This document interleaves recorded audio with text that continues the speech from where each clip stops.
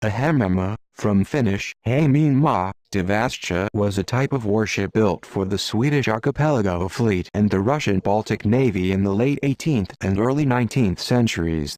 The Hemmema was initially developed for use against the Russian Navy in the Archipelago Sea and along the coasts of Svealand and Finland.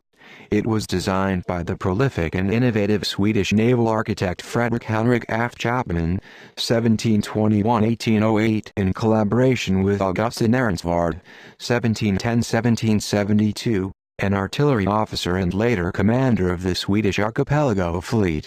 The Hemmema was a specialized vessel for use in the shallow waters and narrow passages that surround the thousands of islands and islets extending from the Swedish capital of Stockholm into the Gulf of Finland. The Hemmema replaced the galleys that had made up the core of the Swedish archipelago fleets until the mid-18th century. Compared to galleys, the Hemmema had a deeper draft and was slower under oars, but offered superior accommodation for the crew, carried more stores, was more seaworthy and had roughly 10 times as many heavy guns. It could be propelled by either sails or oars but was still smaller and more maneuverable than most sailing warships, which made it suitable for operations in confined waters. Between 1764 and 1809, Sweden built 6 Hemmemas.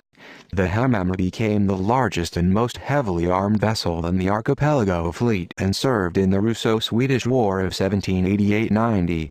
Odin, the first Hemmema, was relatively small and very similar to a Turuma, a different type of archipelago frigate.